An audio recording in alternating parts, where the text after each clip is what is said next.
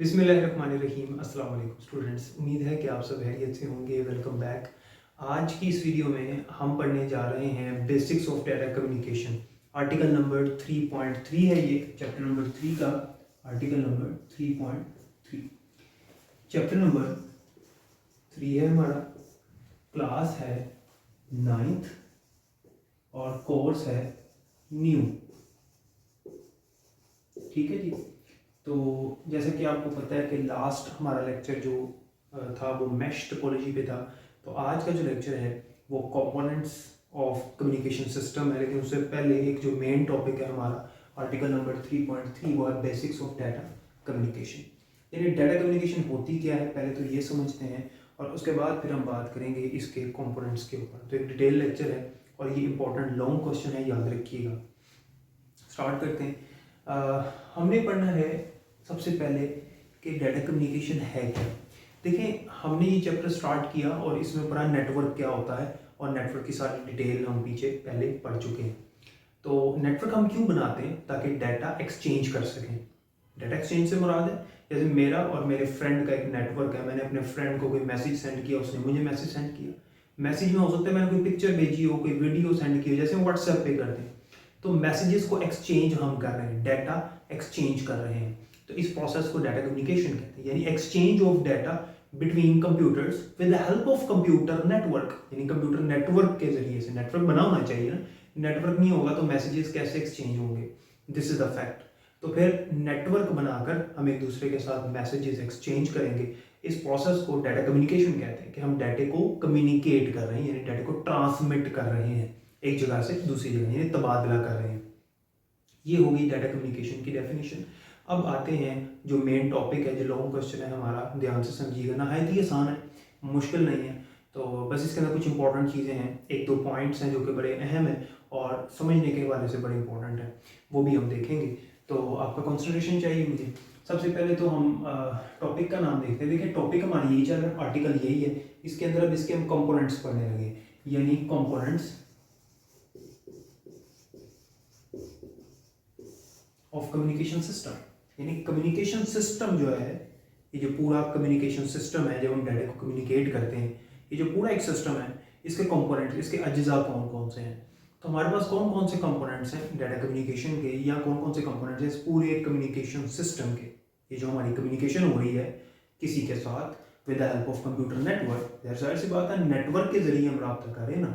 तो नेटवर्क के जरिए से जो भी हमारी कम्युनिकेशन हो रही, इसके अंदर कौन कौन से अज्जा शामिल हैं, इसके कौन कौन से पार्ट्स हैं।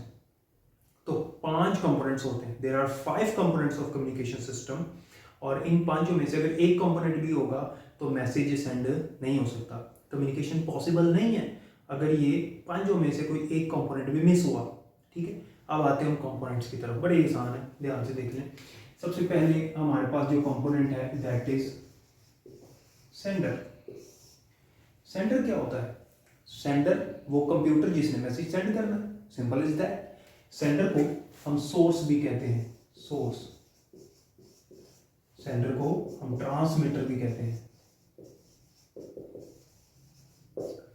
ट्रांसमीटर। ये वो डिवाइस है जिसने कम्युनिकेशन के प्रोसेस को स्टार्ट करना है, इनिशिएट करना है। इनिशिएट का मतलब होता है स्टार्ट करना। तो ये वो स्टार्टर है जिसने कम्युनिकेशन को स्टार्ट किया, जिसने आगाज किया। जाहिर सी बात है, जो कंप्यूटर मैसेज सेंड कर रहा है तो वो उसने कम्युनिकेशन को स्टार्ट किया। तो अगर सेंडर ही नहीं होगा तो मैसेज कैसे सेंड होगा? इसका मतलब है कि नेटवर्क में सेंडर का होना ज़रूरी है। डाटा कम्युनिकेशन के लिए सेंडर का होना ज़रूरी है। अब वो देखें, अगर सेंडर नहीं है, कोई मैसेज भेज ही नहीं रहा, तो मैसेज कैसे सेंड होगा? सेंडर का होना ज़रूरी है यहाँ पे। अब ये हो गई बात सेंडर की। बड़ी इंपॉर्टेंट बात आपने याद रखनी, एक नेटवर्क के अंदर जो सेंडर है वो हमेशा कंप्यूटर ही होगा। एक नेटवर्क में सेंडर अमूमन कंप्यूटर ही होता है जो कंप्यूटर मैसेज भेजता है। अच्छा, अब आप ये समझ रहे हो कि हम मोबाइल से तो मैसेज भेजते हैं, तो mobile actually is also a type of computer. Mobile is a micro computer, mobile भी एक कंप्यूटर है। ठीक है, तो हम चूंकि कंप्यूटर नेटवर्क की बात करें तो मोबाइल, लैपटॉप्स, कंप्यूटर सब इसमें आते हैं। तो मैं यहाँ डायग्राम से रिप्रेजेंट कर देता हूँ। फर्ज कर लें ये कंप्यूटर नंबर 1 है, फर्ज कर लें ये कंप्यूटर नंबर 2 है, ये दोनों आपस में कनेक्टेड है। फर्ज कर लें ये कंप्यूटर नंबर 3 है, ठीक है, और ये कंप्यूटर नंबर 4 है। अब नेटवर्क भी बना हुआ है और इस नेटवर्क में फर्ज करते हैं कंप्यूटर नंबर 3 के साथ प्रिंटर भी अटैच है।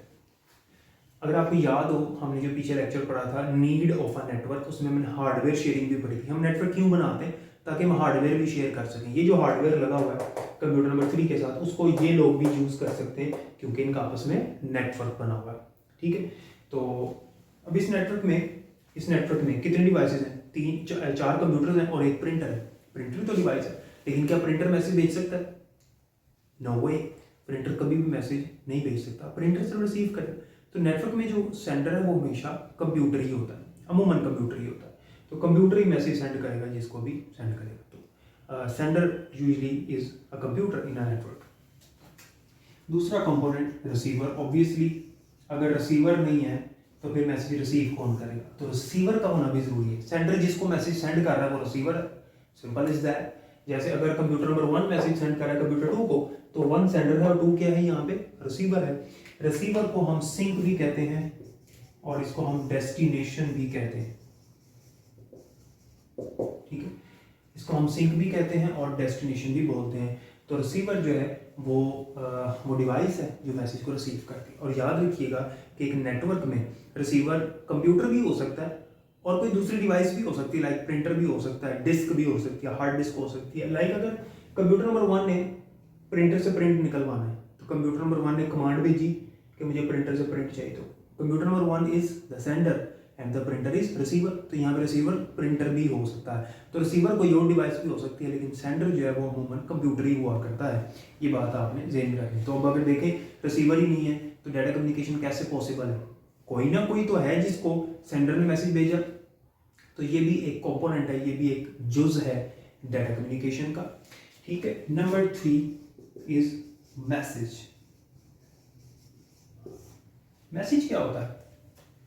जो सेंडर डाटा भेज रहा है, चाहे वो पिक्चर हो, चाहे वो ऑडियो हो, चाहे वो वीडियो हो, चाहे वो कोई डॉक्यूमेंट हो, चाहे कोई टेक्स्ट मैसेज हो। देखिए ना, व्हाट्सएप पे मैंने मैसेज भेजा तो वो मैसेज कोई भी हो सकता है, किसी भी तरह का मैसेज मैं भेज सकता हूँ। तो मैसेज का होना भी ज़रूरी है। अगर मैसेज ही नहीं है तो सेंडर सेंड क्या करेगा? तो मैसेज का भी होना जरूरी है। तो मैसेज भी एक कंपोनेंट है ना, वो किसी भी शक्ल में हो सकता है। यहाँ एक बड़ी इंपॉर्टेंट बात उसने मेंशन की है जो कि समझना आपके लिए ज़रूरी है। जब हम मैसेज लिखते हैं तो क्या क्या लिखते हैं? देखें, एक तो हम एक्चुअल मैसेज लिखते हैं। फॉर एग्जांपल मैंने अपने फ्रेंड को मैसेज किया, अस्सलाम वालेकुम, हाउ आर यू, तो ये मेरा एक्चुअल मैसेज था। ठीक है, एक और काम भी तो किया मैंने। क्या किया? उसका नंबर भी तो लिखा है, या उसका नाम सेव था तो उसका नाम सेलेक्ट किया, जो भी किया उसका रिसीवर का एड्रेस तो लिखा ना मैंने। तो हमने दो चीज़ें, एक तो मैसेज लिखा, दूसरा उसका एड्रेस चूज किया। तो ये दो चीज़ें हैं। तो जो हमारा एक्चुअल मैसेज होता है बेसिकली, जिसमें हमारा एक्चुअल मैसेज लिखा हुआ है, उसे हम कहते हैं पेलोड। पेलोड जिसके अंदर हमने मैसेज लिखा होता है, जो हमारा एक्चुअली मैसेज होता है, किसी को कोई पिक्चर हो सकती है या कोई टेक्स्ट मैसेज रिटर्न में हो सकता है, कोई भी, वो पेलोड होता है। यानी मैसेज के दो पार्ट्स हैं, पेलोड और दूसरा हिस्सा क्या होता है? दूसरा हिस्सा हम क्या लिखते हैं? यहाँ फ़ोन नंबर लिखते हैं। ठीक है, सेंडर का, रिसीवर का फ़ोन नंबर लिखते हैं। तो ये है हमारा मुकम्मल मैसेज जिसके दो पार्ट्स हैं, नंबर 1 और नंबर 2। एक तो पेलोड हो गया, तो जिसमें हमने रिसीवर का नंबर लिखा है, फ़ोन नंबर, या अगर ईमेल कर रहे हैं तो ईमेल, मतलब कोई भी एड्रेस जहाँ पे मैसेज ने पहुँचना है जाके, तो वो क्या कहलाएगा? कंट्रोल इंफॉर्मेशन, या उसे मैसेज का हेडर भी कहते हैं। ठीक है, कंट्रोल इंफॉर्मेशन इसे कहेंगे।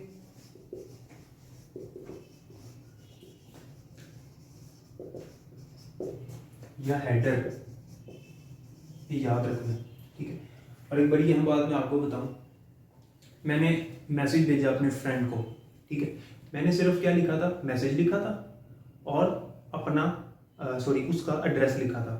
ठीक है, लेकिन जब उसको मैसेज पहुंचेगा तो मेरा नंबर भी शो होगा। क्यों? क्योंकि हमारा जो मोबाइल है या जो हमारा कंप्यूटर है वो हमारे एड्रेस को, यानी सेंडर के एड्रेस को भी साथ भेज देता है उसके अटैच करके। ठीक है, हम लोग नहीं लिखते अपना नंबर या अपना एड्रेस, लेकिन उसको पहुंच जाता है। तो ये जो कंट्रोल इन्फॉर्मेशन होती है जिसे हम हेडर कहते हैं, जिसके अंदर हमने रिसीवर का एड्रेस लिखा होता है, उसमें हमारा एड्रेस भी होता है। ये याद रखना, वो कंप्यूटर खुद ही लगा देता है, या मोबाइल अगर है खुद ही लगा देगा। ठीक है, number 4 and the most important is protocol. Protocol क्या है? ये बड़ी ध्यान से समझना आपने, बुक में लिखा हुआ है कि protocol is the agreement between two parties यानी प्रोटोकॉल दो पार्टीज के दरमियान एक एग्रीमेंट है, मतलब दो पार्टीज हैं, एक बंदे ने घर खरीदना है, एक बंदे ने घर बेचना है, उनके दरमियान में एग्रीमेंट है। ये बंदा मुझे इतने पैसे देगा, मैं उसको जो है ये इतनी ज़मीन दूंगा इतने रकबे की, और ये इसका एड्रेस है, इस तारीख को ये मुझे एडवांस देगा, इस तारीख को मैं इसे कागजात दूंगा, इस तारीख को ये होगा, इस तारीख को ये होगा।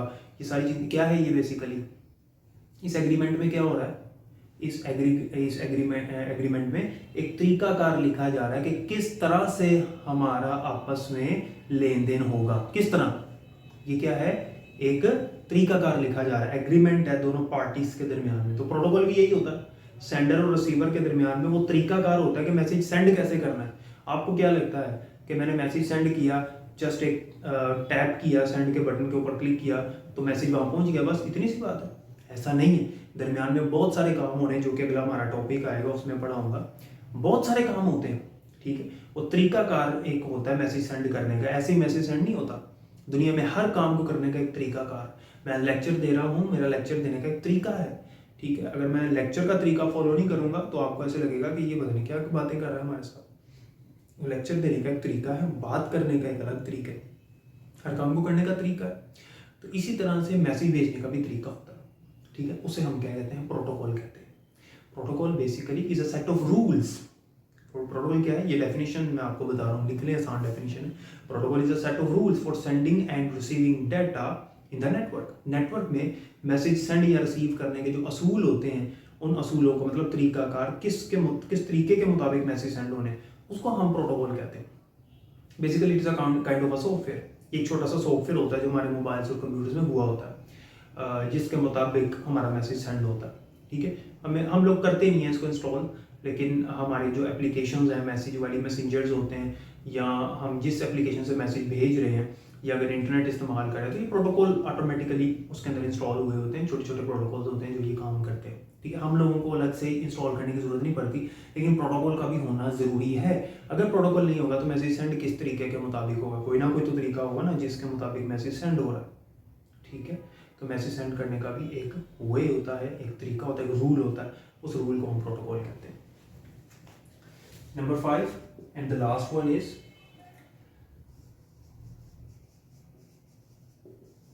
कम्युनिकेशन चैनल, या इसको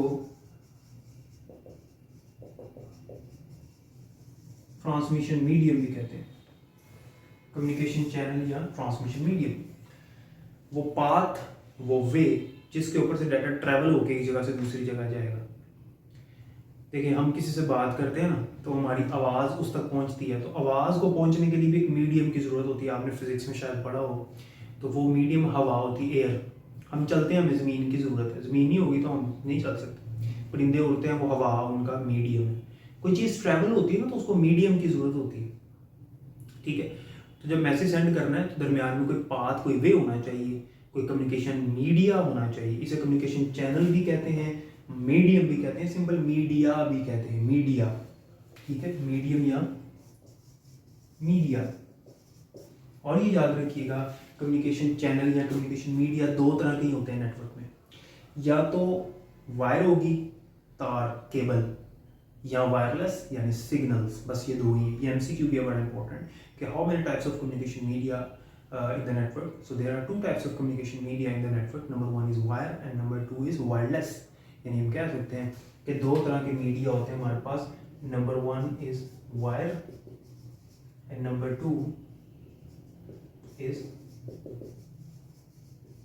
वायरलेस। वायरलेस से हमारा सिग्नल्स की शक्ल में डाटा सेंड हो जाएगा, लेकिन डाटा किसी ना किसी सूरत में सेंड होगा जरूर, किसी मीडियम के ऊपर से ट्रैवल करेगा जरूर, ठीक है। तो अगर कम्युनिकेशन मीडियम है तो डाटा किसके ऊपर से सेंड होगा। इसका मतलब ये है कि कंपोनेंट्स ऑफ कम्युनिकेशन सिस्टम में, मतलब ये जो कम्युनिकेशन का सिस्टम है, इसमें ये पांचों का होना जरूरी है। एक भी चीज़ में से मैसेज सेंड नहीं हो सकता। यू कैन आल्सो जज दिस, आप खुद इसको जज कर सकते हैं कि अगर कोई एक चीज़ भी मिस है तो how can a message can transmit from one location to another, ठीक है। तो उम्मीद है कि इतनी समझ आ गई होगी।